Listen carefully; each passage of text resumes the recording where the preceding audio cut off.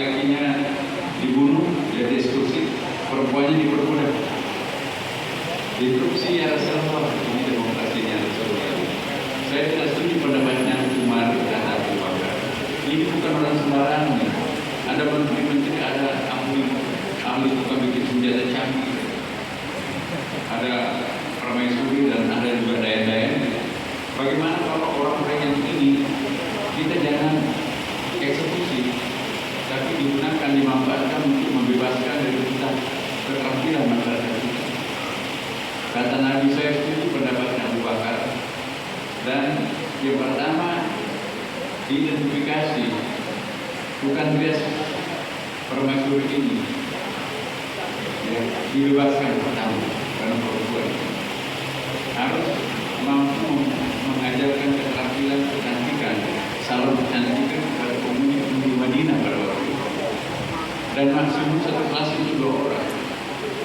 Jadi bukan dia pemantik itu bebas pertama, selama dia tidak dia langsung dimerdekakan karena pintar.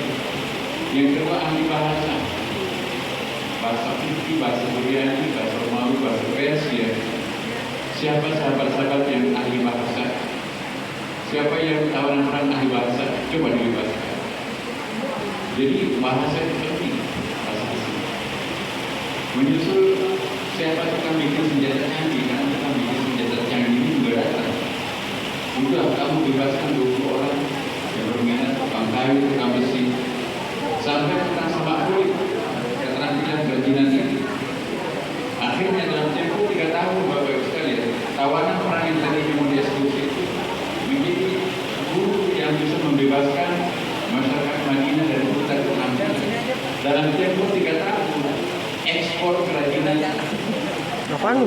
masjid Nabi itu juga dipasarkan kemana-mana, termasuk juga bikin senjata canggih. Masjid Nabi juga digunakan tempat hiburan. Ini yang unik nih Bapak Ibu sekalian.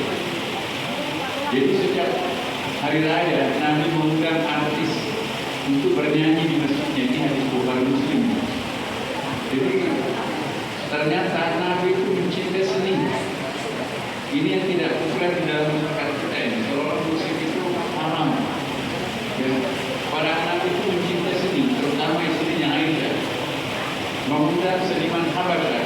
Habasyah itu ada satu kampung di Madinah itu, senimannya terkenal, lengkap dengan alatnya, dibawa ke masjid untuk menghibur masyarakat. Maka itu Imam Al-Ghazali, ya, ulama Ahlussunnah yang sangat terkenal, orang yang tidak memiliki rasa seni, dia khawatirkan hatinya gersang. Jadi seni itu sangat penting untuk melembutkan hati. Maka itu dulu ada namanya tradisi berzanjinya, Imalawi, itu tradisi. Dulu Ka'bah, Bapak Ibu sekalian, kalau orang bertawaf itu pakai marawis. Wahabi ini kan yang mengusir semua itu, nggak boleh ada. Dulu Nabi kalau baca khutbah, ini hadis Bukhari, ini ada kemenyan di sini. Apa itu? Dia lupa itu. Supaya aromanya itu kemana-mana. Ya.